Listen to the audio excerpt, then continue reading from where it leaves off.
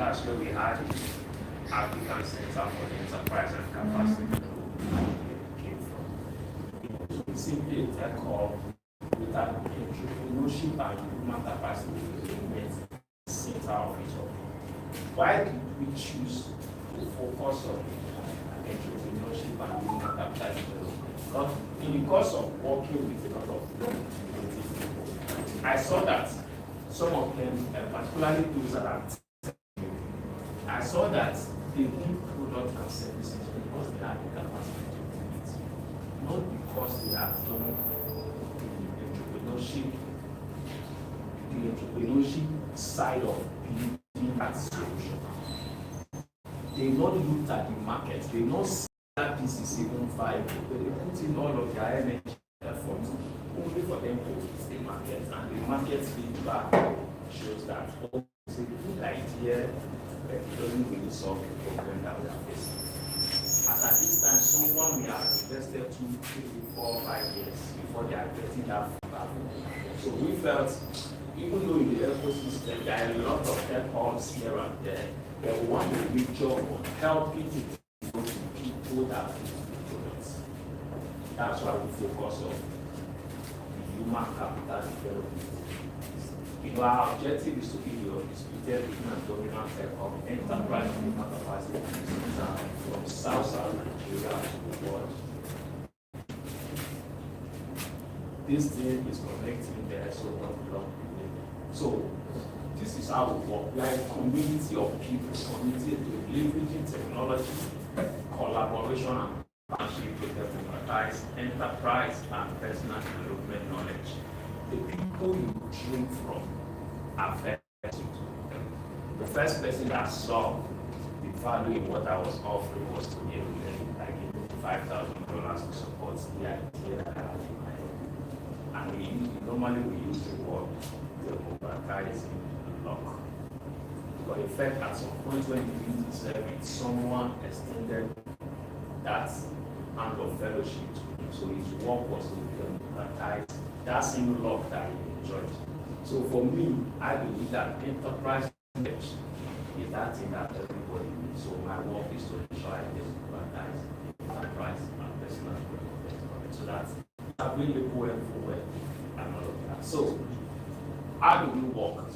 We simply work by collaboration. Look at this side, everybody, just look at this. You see all the brands. These are people who are working in one way or the other. I'm sure your ministries, your agencies are out there. You know, in one way or the other, these people influence what we do. They make what we do easier. Oh, GIC is not there. I can see the GIC one is smiling. We are going to do our best to correct that. You know, so these are people that ensure that we are doing what we are doing. We, right from the onset, we knew the kind of solutions we want to create. We don't have the capacity to create them. So we leverage collaboration with us.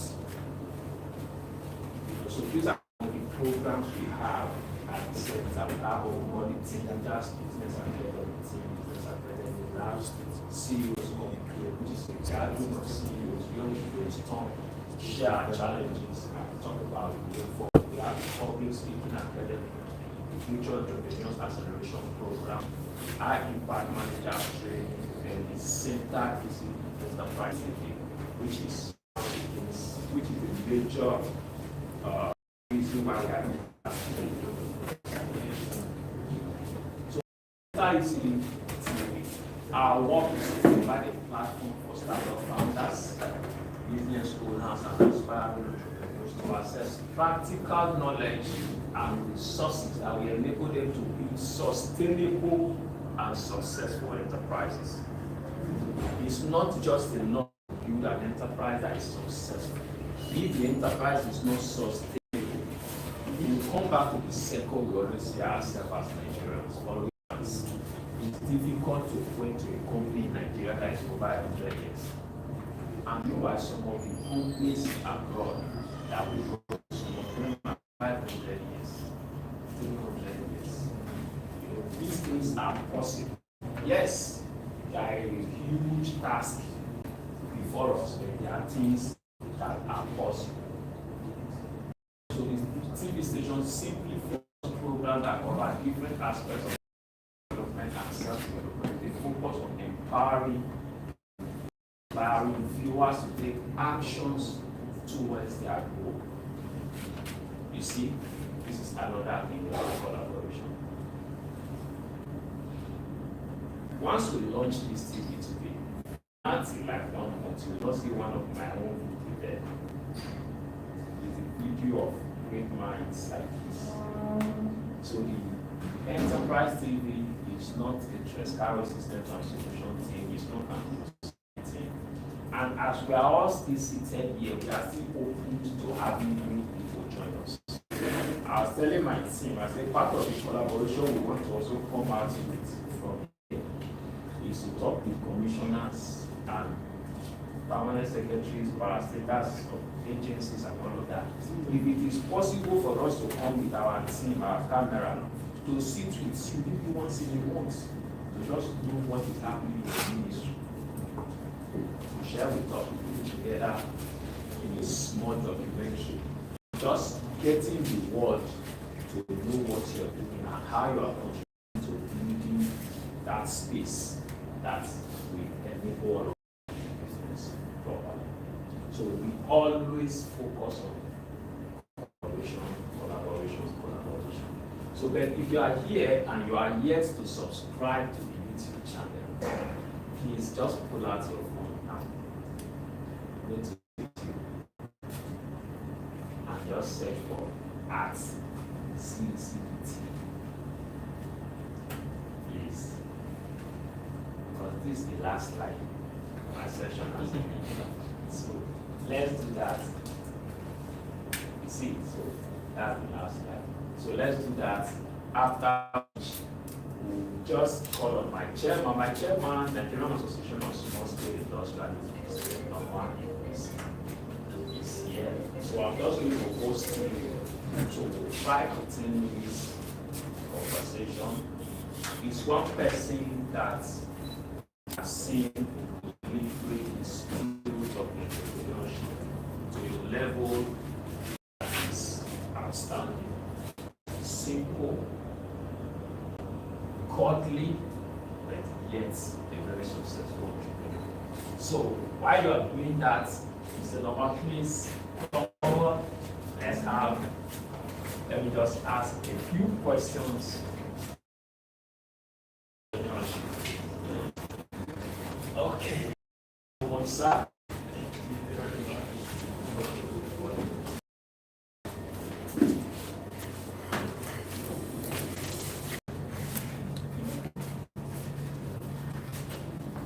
So, thank you, sir. First, I want you to just give us a quick story of your entrepreneurship journey. Because we understand that it doesn't start the same for every one of us. Some of us jump into it, some of us had the privilege of working somewhere before we got inspiration to lead into entrepreneurship. So, how was it? Okay, thank you so much, everyone, for coming to grace this August occasion in the month of July. Like a rightly said, my Christian and the chairman of NAS is the Nigerian Association of Small Scale Industrialists. For me, actually, my journey started at a very early stage. Personally, growing up, I liked money. Because the Bible says, concerning all things. I wasn't really comfortable with maybe meeting my parents to ask for money from time to time. And fortunately, I grew up in an environment where rubber trees were planted. The first place that rubber tree was planted in the whole of Africa. That was the community I grew up in. And I wasn't also comfortable with the fact that many of our crops, were sold to the Oyibo people who now add value and bring it back to us at a very exorbitant prices. For tomatoes, rubber, and all of that. So I decided that as a young man, I was going to contribute my own quota in the country. So at the very tender age of 12, I started making balls. Because when I go into the plantation, I see the rubber, the latest dripping, that I could make footballs with rubber. So I started a very simple process where I'll just produce those balls and sell. So at the age of 12, I started making money. Then, as failed to have it, and I studied industrial chemistry to do a lot of research into that we consume, that we import, even to the country. For instance, when I was in the university, I was wondering why would people, okay, for instance, you use soap and people have skin diseases. So why can't I look for plants, for instance, that have the ingredient in it that could help, eradicate the problem of skin diseases and incorporate into soap and people can use it. So while I was in the university, I was already producing soaps that people could use and have the bath and their skin diseases are eradicated. So when I finished from the university, I also had the opportunity of working with the rubber research, which had been my primary area of competence. Because rubber, for instance, you could derive a lot of products, up to 3,000 products from rubber. So that was how I went into production of rubber bands, hand gloves, and adhesives, which could add value of up to 500% to our local products. So, yes, that is how it has been. We've received a lot of awards locally and internationally from what we do. And entrepreneurship basically is about you taking a risk, looking at how you can add value to, carrying out innovation to add value to what is already existing. And it has been a very enjoyable journey. Thank you so much. So what are some of your products that we can find in the market today? Today you can find normal hand gloves, yes, rubber bands. What's unique about your hand gloves? The unique thing about our hand gloves is the fact that they are biodegradable. A lot of what does that mean to the ordinary man? Okay, when you talk about biodegradability, you are looking at, okay, for instance, you finish using a product and you throw it away, it's on the soil, for instance. How does the organisms, work on the product, decay, and it doesn't harm the environment? If you look at the imported gloves, for instance, it has a lot of synthetic inputs. So even when you discard it, it will take up to 20, 30, 40 years to decay. But ours, within a year or two, can decay. Then the pricing again, because it's made from our local, that's why the conversation about using our crude, to produce our petroleum products is very, very imperative. Because we have the rubber here, it's abundant. We don't need to import anything, and we produce the gloves and other derivatives from those rubber products. So it makes it cheaper. So when you compare our pricing with that of the international product, you see that it's quite it's cheaper and it's more durable. We take our gloves now, you try to stretch, it doesn't tear. But if you go to Lagos Street now, made in China glove, when you stretch, it tears.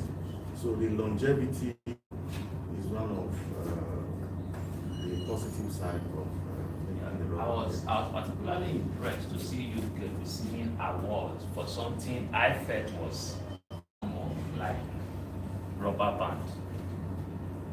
What's unique about it? How come is it? Are there many people that do rubber band in this country? Like, now, see, the interesting thing is that most of the products we make, we are the only indigenous manufacturer.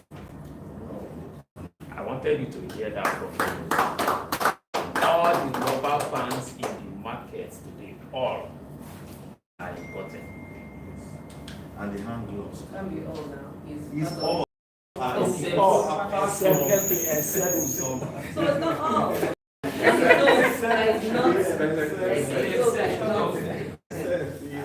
Yeah. So that's the unique thing, and we've gotten a number of awards for that, and we've also gotten a lot of grants as well. You know, so about 10 years ago, we got 10 million naira to support our business from the youth enterprise with innovation in Nigeria. I was really youth. Because it was for people between, between 18 and 40. And that was the year I closed 40. So I applied and I was given 10 million naira, you know, to grow the business. We have gotten a number of, even the Tony Aluminum fund, we have gotten it. Then the Raw Materials Research and Development Council is a very prestigious award for the likes of people like Dangote, Element, Petrochemicals, and the rest. We were, you know, more like this only small scale business that they call it Raw Material Research and Development Council Local Content Award. Because our products, I mean the raw material for the product is about 97%. So that's now for giving that award. So they looked at the product and they saw that 90% of the raw materials from Nigeria. So that was how we got our award. And several other awards, innovation awards all across. All right. Do we have one or two questions for you? Okay. I do. So, how are you? Okay, so my question will be two wrapped in. I like the fact that local content is a big deal for you and how you product. So the rubber band, if we have so much need for rubber band and you're doing rubber band over a decade, how many other people have you brought into that business to expand it? And two, if you haven't, why haven't you? Is there something that is stopping it, or is there something that, is there a law that says you cannot expand? Because from what you're saying, if people did a lot of rubber bands, especially the caterers, you see them wrapping the food park with rubber bands. So there's a huge market for it. How many people, how many MSMEs you brought into that space to say, let's collaborate, let's do this together, let's expand that space? Okay, now yes, rubber bands was also very huge in Nigeria, because from even the food industry, the stationery, and so on, they use a lot of rubber bands. Yes, we have reached out to a number of people, you know, in terms of investment. Yes, a lot of people have shown interest, but again, there's the fear of what if this business grows? You know, what is my stake? A lot of people are skeptical about that fear. Partnership in Nigeria, which are still not been resolved. However, we have been able to convince the Raw Material Research and Development Council, which is an agency of government, to partner with us. And they've actually committed a lot of money into rubber bands and hardware production in Nigeria. As we speak, a number of fabricators, local fabricators, because the equipment for landscape production of rubber bands is quite exorbitant. So we are already got a number of fabricators right now making those equipment for landscape production. you. That's really commendable, if I could say so myself. But the silent one that how many MSMEs are you able to incubate and let them grow by themselves without having to partner with you? So you help them, you have succeeded in this space. You help them, because the market is huge. Okay, so You now, can't take the whole space. now, if we do not want to limit it to rubber bands alone, I would say the companies, because not many companies into rubber band production, trying to handle waste to waste, which is polythene, recycling, and all of those. So I can say that this young woman, right in front of the UK television. Yeah, so if you look at the Eco Connect, for instance, it's as a result of the collaboration. And we've done a lot of things together, even with the UK DFI, on how we can clean up the environment by engaging in waste to wealth. So he's just one of them. We have tens of people like that, in that value chain. So, and apart from that, we have interns coming from even outside of Nigeria.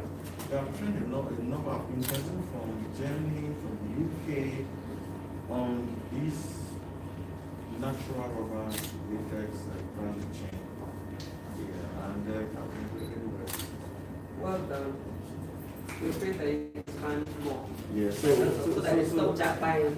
So coming from the, you are from the public, public sector, the government. So we only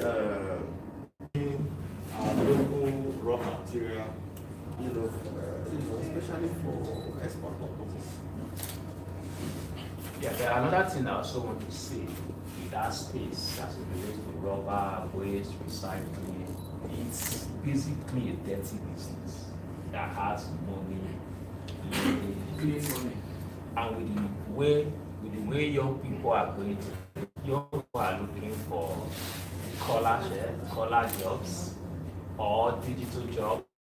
So it takes a whole lot of education to first of all get them into that space.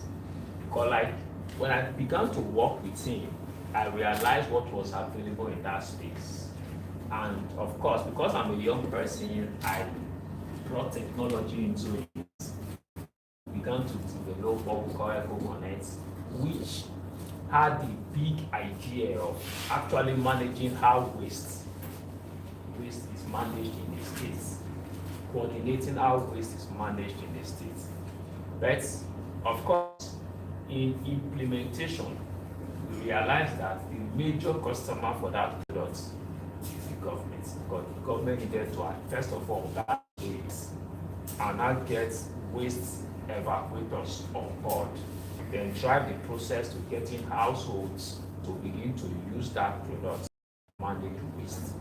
So while we were still tinkling with all of that, because I have mentorship in the process. Yes, because I have mentorship, which is why I say I do what I do now. A lot of young people have ideas, they don't have mentorship.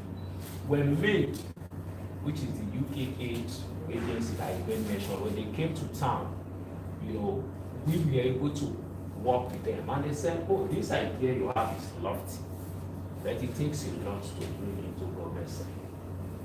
Can we tweak this to begin to provide value for waste recycling companies, of which he was one of such waste recycling companies? The partnership gave us some funding that helped us to expand that business. We just tweaked it and began to give value to it. So that also made me share that people should also be eager to be a part of associations that drive the activities of their trade. Because you see, Nigerian Association of Small Scale Industrialists. No, but that's it. I've known it. Yes. I came into that space, I became the PRO, so all of these things that we're showing happened because I came into an organization I was able to receive mentorship, guidance, all of that. It's nice to know.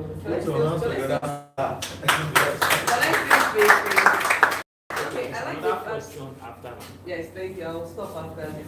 I like the way the conversation is like, but I also think that in your conversation, both of you have identified what you're doing well, which is the mentorship and the communication gap. There's a huge communication disconnect, and there's no enough mentorship. The mentors don't have to be in Edo alone. We have beautiful young girls doing a whole lot in the 3 hours. Can we begin to open that to invite them? I'm glad that you're having a TV that can talk about things. I think mentorship and talking to people in the language that they will understand. You see, when I go to functions or when I'm mentoring young ones, I start speaking English. Even when I talk to, I try to talk to them in language. You are live models. Yeah. You could show them. A lot of people just say it's another bunch of talk. Hands-on, it educates people faster and helping people to understand the benefit that accrue when they go to these places. There are so many cults and all kind of things disguise themselves as business as coming together that mothers tell children, don't get involved.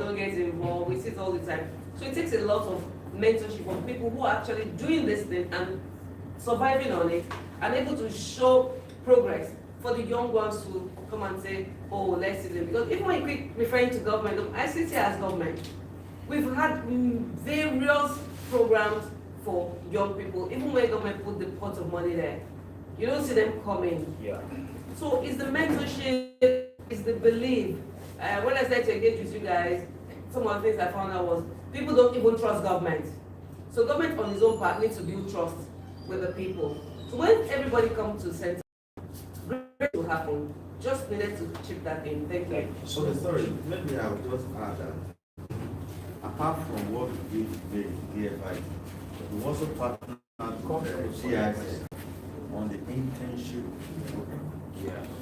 Where young people, young graduates are deployed to companies owned by national members to learn hands-on experience on what they are doing. Some of them are working right now in those organizations. Some of them are also doing the businesses based on the skills they learned from those companies that they see their internship. You know, even the waste project.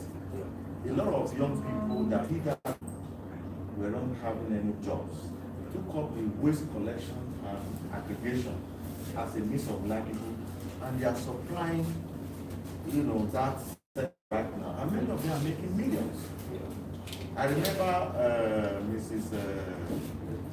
Antonio. Yeah, she called me to you know, so maybe, you know, I just mentioned during one of the training that you can actually go to so and so place and get waste for free. And within a week, she started supplying waste of about 4 tons, which amounted to about 1 million naira at that time. You know what I'm saying? So, you know, before now, if you go to, because Edo is like a hub for waste recycling, you know, from Onitsha, Lagos, Edo is the next hub. Polythene waste. And you know, before then, you had companies that were strangulated, you know, lack of raw material. They didn't have raw material. But as we speak, we go to those industries, we see tons and tons of polythene waste. So, you know, all these are translated to multi-millions. You know, and these individuals right now who were job seekers and men, you know, they are now spanning their ways. So, you know, it's not just about them staying in those. We're also delivering mentorship programs for them, encouraging them on what to do. You know, when some of them had challenges, you know, we're always there to provide solutions to those things. I want to also ask the recycling companies you just mentioned. The question is, are you actually taking them into or turning them into tangible goods, or they're just recycling them for further exportation, giving good people our stuff and then they adding value? Are we just converting this, or are we actually doing tangible stuff, converting it to products that we can actually use? Okay, now let me tell you something. If we go to the market, maybe Lagos Street or Mission Road, you know, the people that sell polythene bags, they will tell you that they were buying those bags from Chinese companies. But after this intervention, after that training, our local manufacturers were able to produce shopping bags that meet international standards. And less than 90% of the market now are from local sources. So instead of bringing from China and the rest, we are buying our local shopping bags and even the bag, the ones they use in the bank, they call it cash bags. So 90% of those bags are produced here in international. Yeah, but outside the bag, that got the waste system, the way it works is that the more value you add to waste, the more money you make. The guys that goes to the dump to pick aggregates with someone else who comes and take from all of them, and they now have it in bulk. Those ones take it to the recycling companies and they sell to them. The recycling companies could process it to an extent that companies like his turn to shopping bags and all of that. But some of them could also take those level of production and take to Lagos, export abroad, and create other things. So wherever your strengths and capacity can take you to, you just get there and you sell to the next person. So the more value you add, the more money you make. But the basic thing is the entire ecosystem is bubbling because of knowledge, information. It's an entire value chain. Like you said, there needs to be more education. Yes, but while we're also doing that and we are expanding and we are recycling, I hear you say polyethylene. We talked about the HSC part of all of this.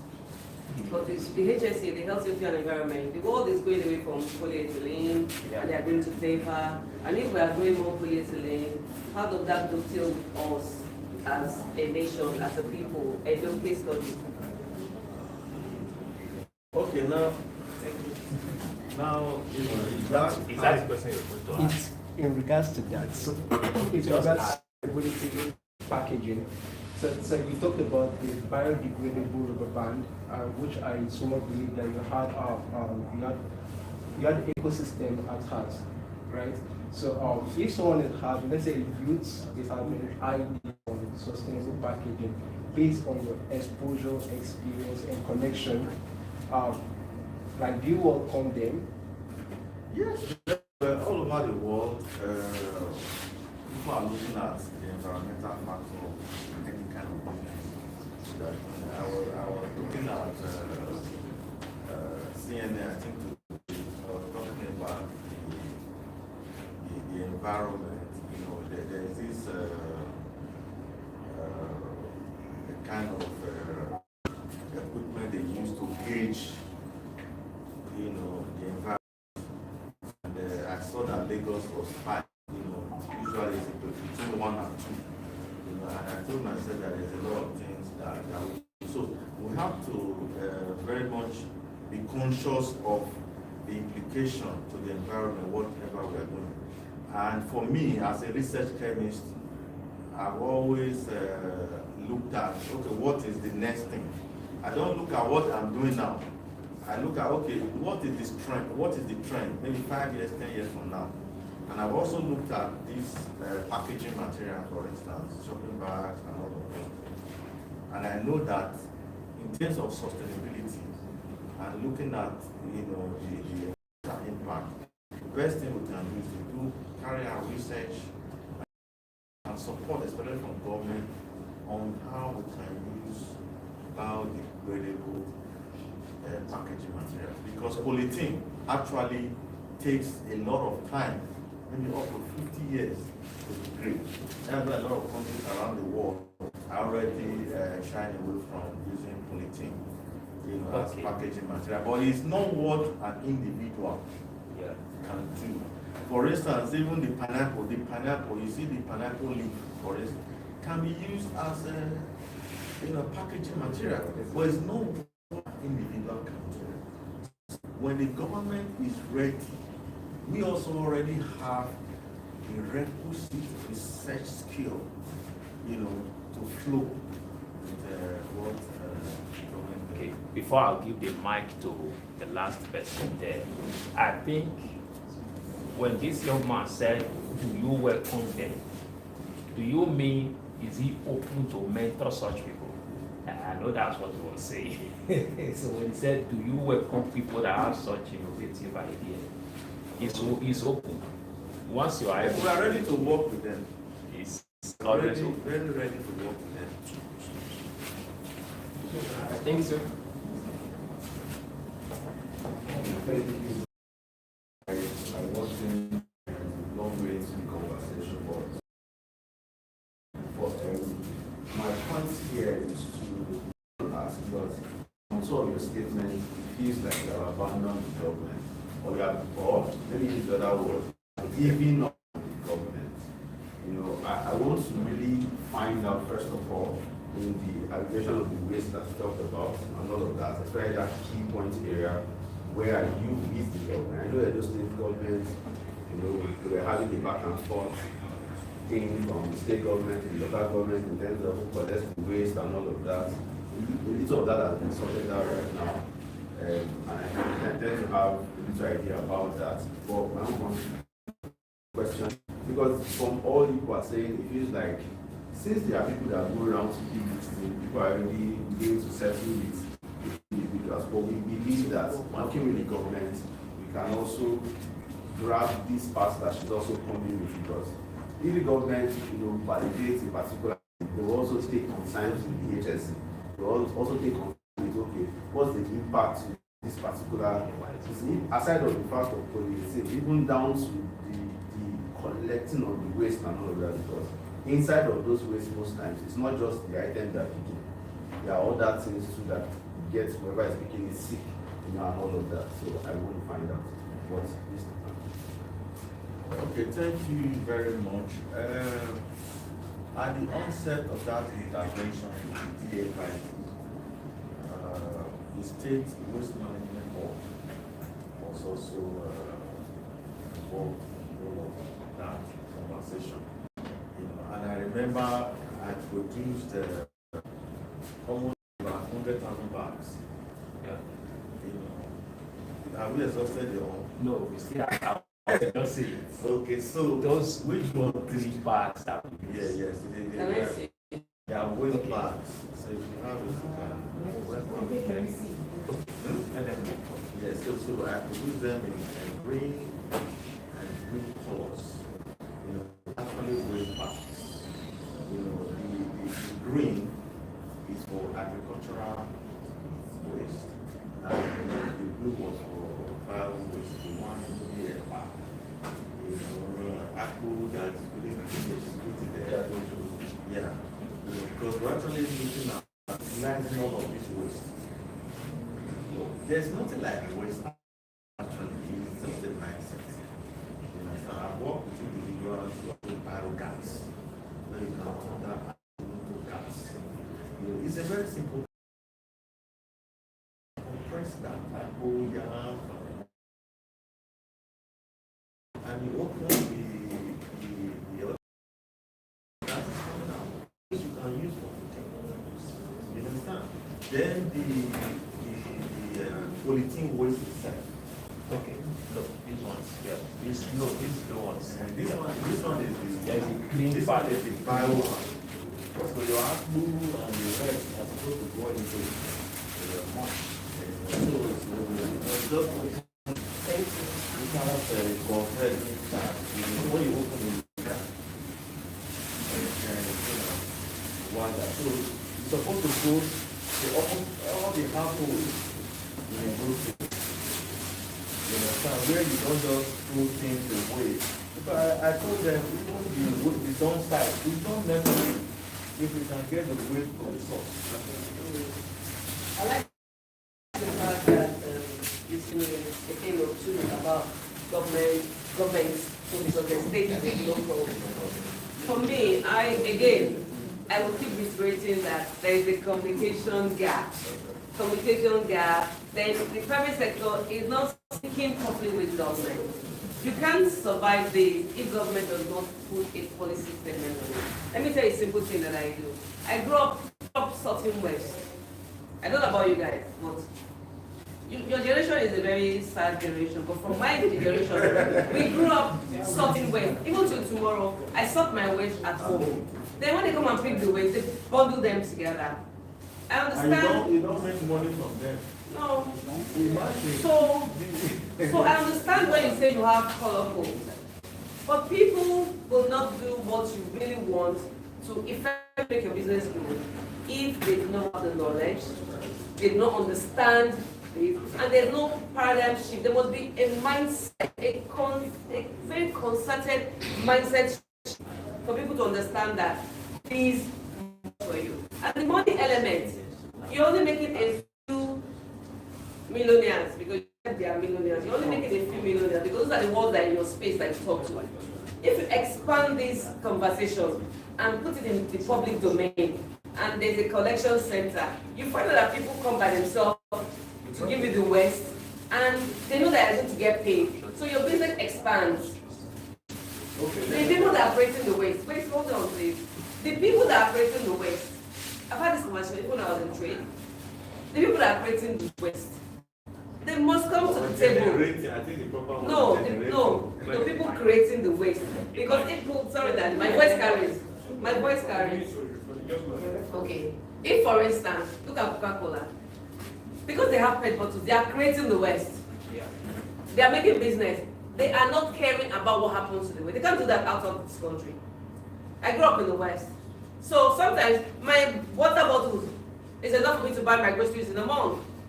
I just go to a collection center because everything is listed on the bottle. The amount you get back, the recyclable ones, the ones that are recyclable. So I bag my bottles and I go to a collection center and they wait and they give me back my money. And from there I go to the grocery store. It just fits my kitchen. Do we do that? You guys, I keep telling people, there are always three, the whole ecosystem is the three-legged pot. The academia, the government, and the industry. The industry cannot survive without the government. Neither can the government survive without it. Government is not a business of making money. It's not government business to be opening shop, but it's government business to enable the environment in which businesses grow. So government put the policy there, put the ground. Government is the one that has the power that can break anybody's back. Government can decide nobody should be picking waste. What happens to your business? Academia must come with the blueprints. Industries must come with the pot of money. Government must come with the enabling laws and all that. So if, for instance, with the ministry that you mentioned, environment, it's not only environment that is in this circle. There's a lot of us, I'm in technology space, so we must also understand how you use your technology within that space. And everybody says, okay, where those states is now having this thing, there's a policy now, blue bag, red bag, yellow bag. It ties down to the kind of bean you can buy in the market. So you should not have black beans if your code does not encourage black. You see how it's capturing everybody. So if I go to the market now, I should only be able to buy either a blue bean or a red bean, so that for blue, everybody now knows what blue means. And the days that people pick trash, you should not have specific days to pick specific kind of trash. So you have biodegradable, like you said, all those are left, blah blah blah blah blah blah blah. We gather it away from developing them into gas. We can now tell them to Mr. Badwick, give it to us as compost. Yes, manure. Do you understand me? Yes. So there's a lot of, everybody must be in that ecosystem for everybody for wealth to be distributed. Yeah, otherwise, at some point, your business will no longer grow. Yeah, let me draw more emphasis to one of the statements. Thank you. And these are not big enough for normal people. In the West, that's what we call the extended producer responsibility. Meaning for a company like Coca-Cola, for instance, you produce and you use pets. It's your responsibility to remove pets from the environment. So how do they now implement that? They begin to create those collection centers. So for every pet you return back to those centers, they give you an incentive. So that incentive becomes money back to you. So there's a system, but that's where government needs to. Because those kind of laws and all of that can only be pushed by government, and everybody has the option that to run with it. I agree. That's like the other two that is what academia and the industry. So, for me, thank you for the opportunity, right? For me, I'm grateful that in all our conversations here, we're not just talking about how you were able to stand out, see an idea, gain money out of it, and you are sitting there and letting us know, oh, I'm making money. You too want to think of an idea and make money. What I hear, and that's what gives me joy, is that there's an extra part of saying, how can we all do this together, and get out of this space of a dirty Edo State or a dirty Nigeria and all of that. So this is more like a suggestion and all of that. I think that the fact that you guys are key players, sir, you are a key player in this particular space and all of that. And whatever you put out there, will be responded. So if it is a plan to have these things that we have talked about and all of that, you can put out the project documents, for example. Put a letter to all of the key players, right, and all of that. Send a letter to the local government. They manage waste and in the states, right? As at, let's say, 3 weeks ago, it's now from the state. It's now away from the state back to the local government and all that. So you can put up a letter to the Ministry of Environment, put up a letter to the local government, put up a letter to, and they also invite their board chairman and chairman and whatever it is and all of that, and all the key players in this case. Then you present the documents to them.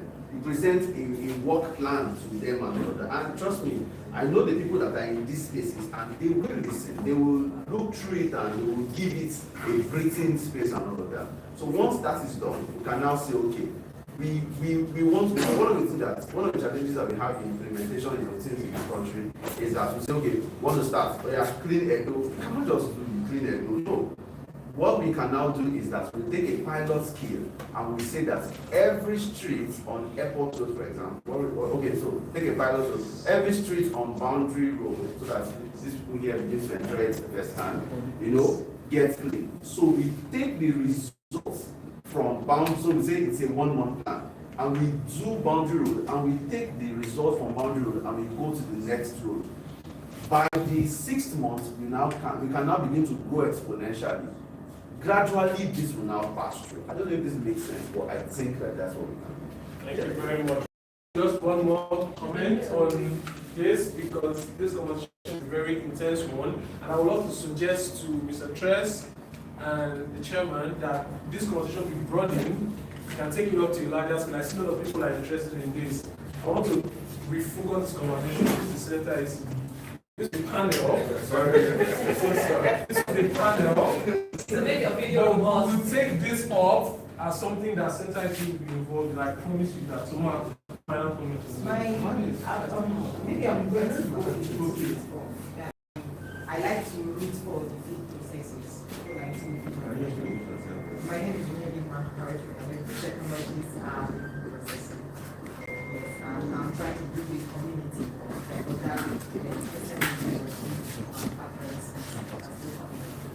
So one of the challenges we have is having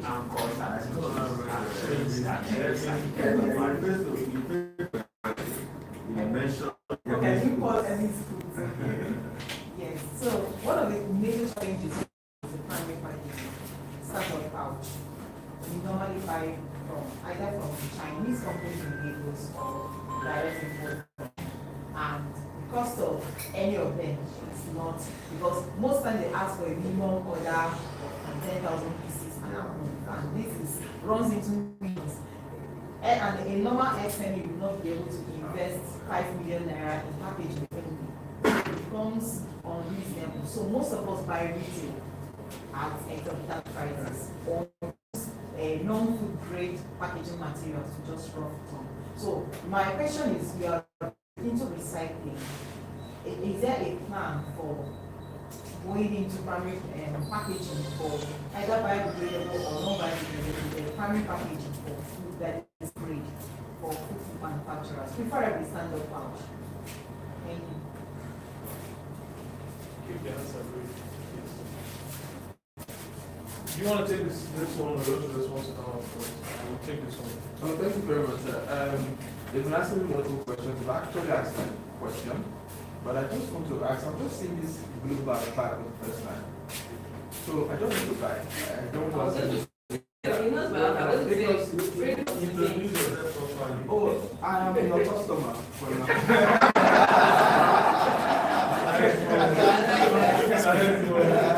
My name is Treskaro. I wear many hats right now. I think I just want to stay on the hat of being a customer. And I know I will connect with you. But you know, I do, okay, what my business is. I do branding and packaging. I am quite worried. My wife always buys this black nylon you see everywhere. I'm not supposed to put it in here. The first thing I did was this, when I opened it. Yeah, and I'm like, why have I not seen this? So, you know, going to what the madam was talking about. I'll give you some. I have them. They are not allowed to see like. It was free. I've had it before COVID. But if I also may just add in this question, sir, just what's the competition like?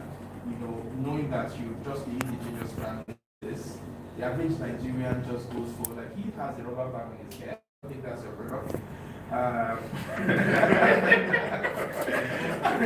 I know. I'm just. The question is, how do you compete and beat this competition of foreign goods when you're doing something locally and competition having the right? Okay, so let's just start with like I mentioned before, competition is competition very easily because of the fact that raw materials are sourced. Imagine, for instance, a company in China producing rubber bands and buying latex maybe from Vietnam. Imports the latex from Vietnam, produces, and now you have to buy from China and bring to Nigeria, pay transport costs, excise duties and all of that, and sell. Now we just go to the farm, get the raw materials and produce. Just try to produce.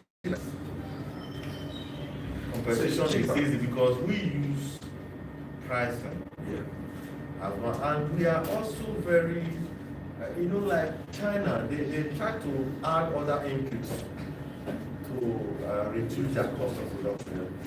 You know, we use pure natural latex. Don't add other maybe non-rubber materials or synthetic products to make it cheaper. So that makes our products more durable, and the cost is also very cheap. So I think that answers the question. Then for, I mean, okay, let me go to practical plans. You know, we have done a number of sensitization. For instance, we went to CFM. You know, so I think that's one of the best we can do. You know, to go to radio and announce to individuals and other interested partners on what we were already doing. And also engaging the waste management board, the State waste management board. Also proves the fact that we were ready to collaborate with the professors on this project. So we're and all of that. It's our exposure. But an average person within government do not think like that. You know, so these thoughts are rare. So for a business person who is looking for the quickest way to push whatever he's doing, you usually get fed up going back to government, you know, and all of that. So it's easy for me to bounce off. I saw something online recently. I wasn't comfortable. I sent it to you. I said, I'm at work. And with just a voice note, I got a feedback. That's because I know our thought process. I know our mindsets. You know, so if I'll feel bad about it and there's nobody I can talk to. So I think there's a need for government, like she already said, government needs to build trust. If we begin to believe, oh, you know, but like what you said now, the thing has moved from states. some special assistant to the local government chairman on business and investment. Okay. And So you could come So back. that means Come back. it's only, if that is only the reason for this whole conversation, I think we are like, so But that's for me, why. Mr. So I think you have Mr. to. Norman, please, I listen to the young man. It's not about just talking to the local government. You need to bring your business plan. You need to explain how it dovetails from one table to the other and how it involves everybody. The circle must be complete.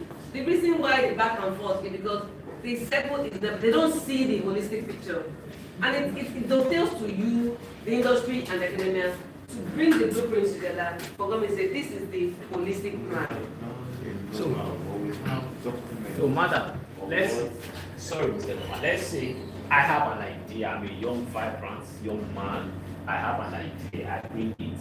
My idea doesn't cover all of the spectrum, and I saw the interest. And you say, thank you for your enthusiasm, so let's put this, let's put this, let's put this. Once this is ready, come back, there is this, we still need to do. I already now know that I have a collaborator. That makes me come back. You know, but when you just push me away, like, you know,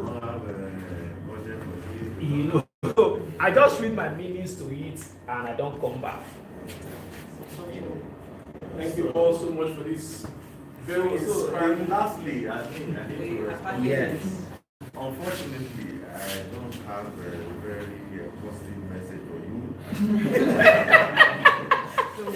The only thing I would say is that we are actually doing a number of research on sustainable packaging. You understand?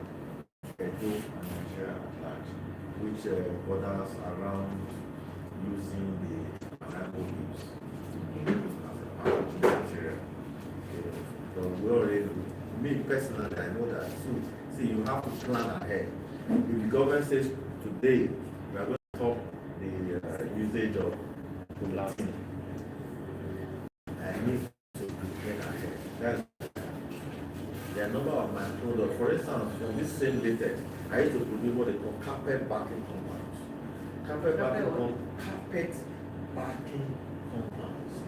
They are actually a kind of adhesive we used to produce raw carpets. And we had a very beautiful finish across Nigeria and even beyond. But at a point, people moved from drugs to tiles.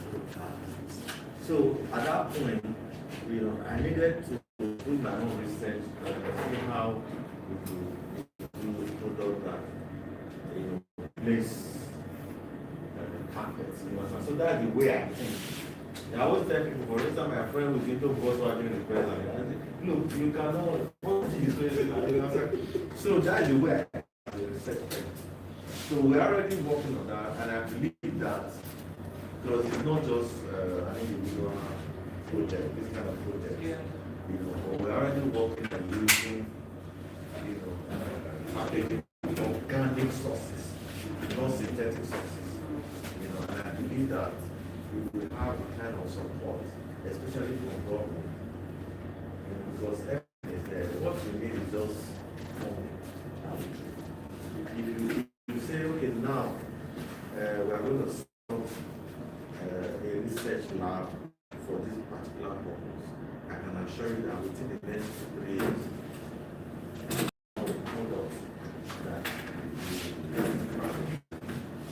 Just to put it there, have you heard of crowd?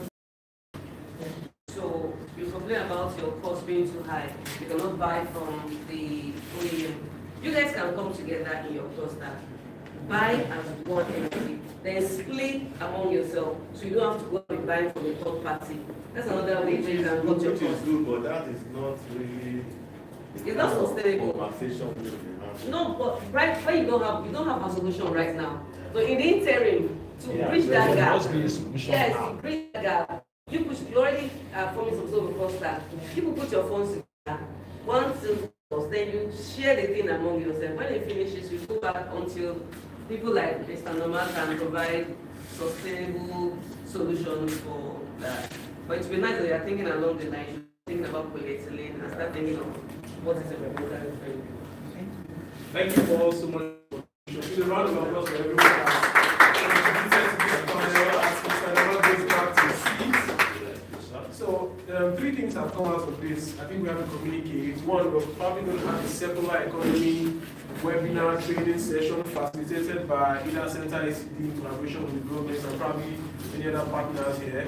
The NYC also wants this to be involved in their side program in camp, the entrepreneurship part of it, and I think yes, a collaboration with the government. So that's three communicates that have come out from this. This is a beautiful conversation. So, ladies and gentlemen, it has been a productive one. Before I let you all go, thank you all once more for your time. We have an address. We're going to take few remarks. Yes, I want to take a remark, but I didn't establish the protocol before I began, which I apologize for. And on that note, I want to state it before we have the remark. The Honorable Commissioner, Digital Economy, Science and Technology, Edo State, the Permanent Secretary, the MDICTA, the Executive Secretary, TVET Board, and media, journalists, gentlemen here, ladies and gentlemen, thank you all once more for attending. So, we'll be taking a remark from the Honorable Commissioner. We had the Honorable Commissioner this morning, so we're going to play his remark. After that, we take remark from other ministries that are represented. Is there anybody here representing the Commissioner or Ministry of Business Trades? Okay. Then you're from TVET Board. You have a position for us from the executive section. You are from TVET Board. Okay. So we'll just take the remark from the Honorable Commissioner, then we'll take a remark from our Permanent Secretary. Also, if you would love to give any feedback about Center ICD or even the conversation we've had, we're still going to take one or two remarks from our anchors. We have four of our anchors here. So, volunteering, we'll take a remark from the lady because she's the only one from the one of the men. You know, Hatanusa is yes, zero. And if you don't have the opportunity to give your remark, I can also put that down here. So please just take one, pass it. While that video is coming up, I just want to give you some basics for your remark, of your contributions, or your feedback.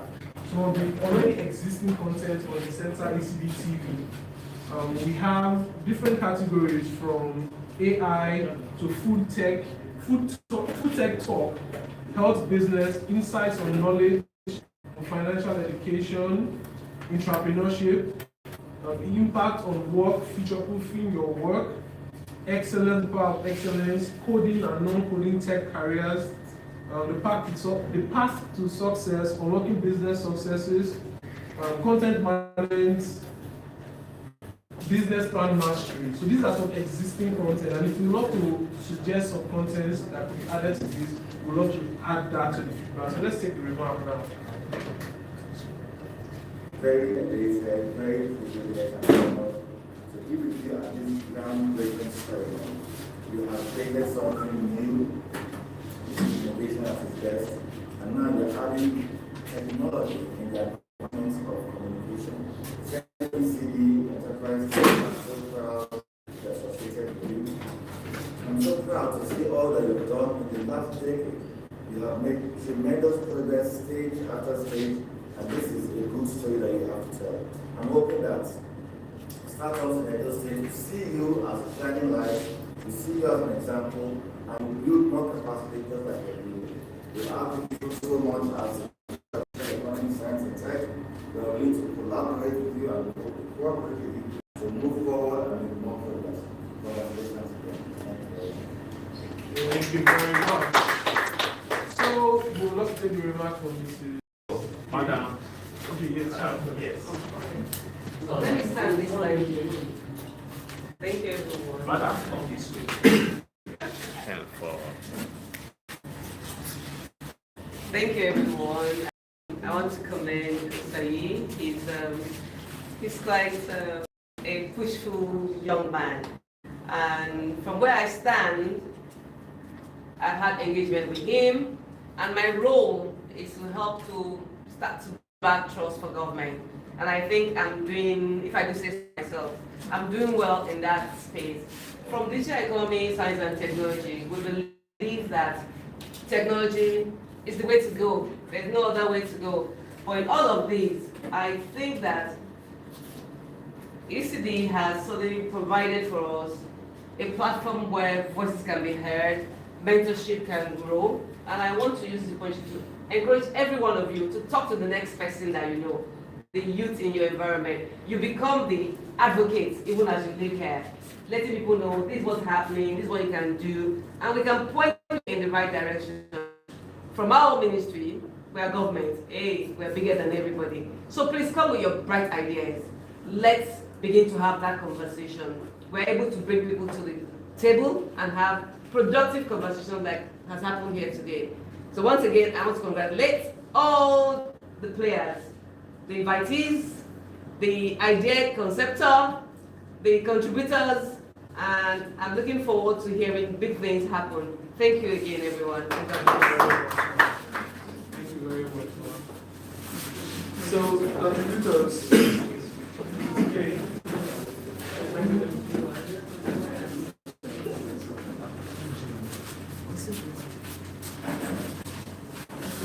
My name is Lima. I'm also calling Mrs. K. It's exciting to be here on the launch eventually of Center ECD. I function here as a program anchor, protector, and it's actually like an opportunity for me to express a passion I have, which is building up entrepreneurs in the food production space. And I'm very grateful to Center ECD for giving a platform like this. It's something that is well encouraged, it's something that is good, which is encouraged that other people should know about it. Every entrepreneur in Edo and beyond should know about this and tune into the station, get knowledge, get connections, and get information of what they need to move their businesses forward. For everybody that's not time to attend this launching event, I am happy we all came, and I'll say thank you very much. Thank you to the organizers, thank you to the society, the brain behind it all. Thank you, everybody. All right, thank you very much. And the final remark from the financial indicator himself.